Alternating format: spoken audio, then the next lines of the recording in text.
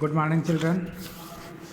आज हम पुत्र प्रेम कहानी पर आधारित कुछ प्रश्नों के उत्तर पढ़ेंगे और लिखेंगे। पहला प्रश्न आता है, पुत्र प्रेम कहानी के शीर्षक की सार्थकता पर विचार प्रकट करो। तो पुत्र प्रेम कहानी एक आदर्श कहानी है जो कि कहानी सम्राट मुंशी प्रेमचंद जी के द्वारा लिखी गई है। इस कहानी में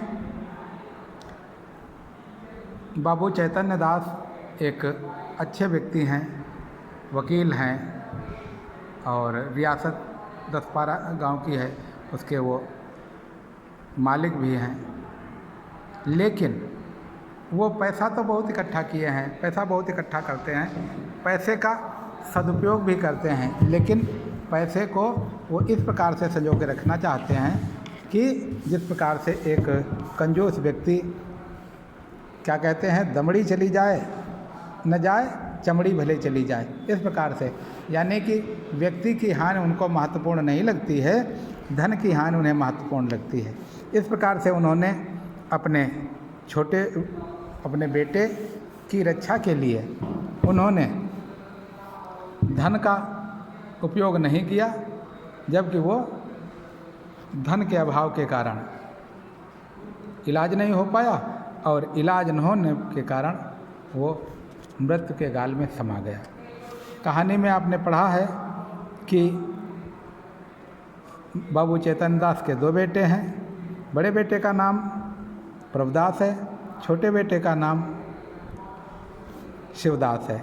बड़ा बेटा प्रभुदास ग्रेजुएशन में पढ़ रहा है, जबकि छोटा बेटा इंटर में पढ़ रहा है। बड़ा बेटा परीक्षा दे रहा था, वहीं पर उसे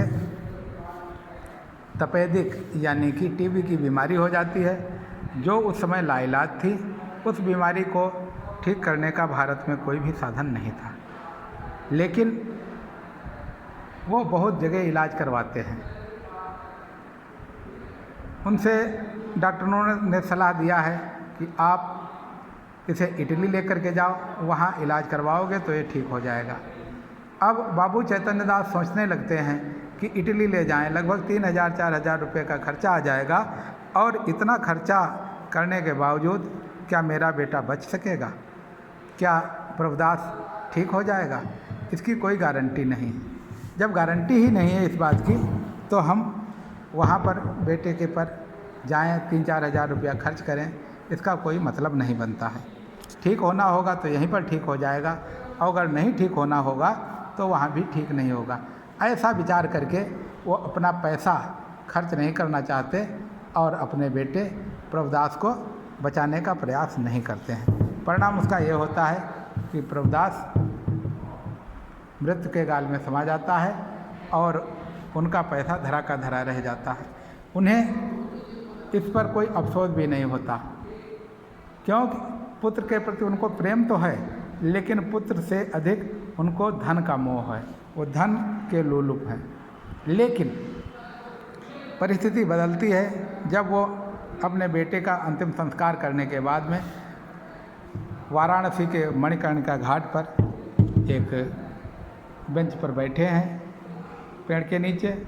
वहाँ पर कुछ नवयुवक आते हैं, एक वृद्ध परिजन को खूब सजा धजा करके ढोल ढमारे के साथ में अंतिम संस्कार करने के लिए वहाँ पर ये देखते हैं, और उस लड़के से मुलाकात होती है जिसका पिता अभी स्वर्गवासी हुआ है। वो कहता है कि बाबूजी, कोई हमारे पिताजी के बराबर धन ले ले या हमारा सब कुछ ले ले, लेकिन हमारे पिताजी को वापस कर दे। मैं अपना सर्वस्व न्यौछावर करके पिताजी को वापस पाना चाहता हूँ। यह देख करके चैतन्य दास की आंखें खुल जाती हैं और वो सोचते, अरे ये लड़का है जो लाखों रुपये खर्च करके अपने पिता को बचाना चाहता था, किंतु बचा नहीं सका, और एक मैं हूँ जो अपने पुत्र को रुपये के लालच में मृत्यु के गाल में झोंक दिया हूँ, बचा नहीं सका हूँ। यानी कि कैसा मैं व्यक्ति हूँ। पुत्र पिता को प्रेम करता है, वो अपने पिता को हर संभव बचाने का प्रयास करता है, और एक मैं हूँ जो पुत्र से इतना प्रेम करता हूँ जिसके कारण हम पैसे को महत्व देते हैं और पुत्र को नहीं बचाते। मेरा पुत्र मर गया। पुत्र के लिए उन्होंने बहुत सारी कल्पनाएं की थी कि इसे हम लंदन भेज करके बैरिस्टर बनाएंगे, पढ़ाएं लिखाएंगे, योग्य बनाएंगे, लेकिन वो सब उनकी बातें धरी की धरी रह जाती हैं। बच्चों, इस प्रकार से आप देखें इस कहानी में पुत्र प्रेम प्रारंभ से अंत तक केंद्र बिंदु के रूप में रहता है। इसलिए इस कहानी का शीर्षक पुत्र प्रेम पूर्ण रूप से सार्थक है। धन्यवाद बच्चों।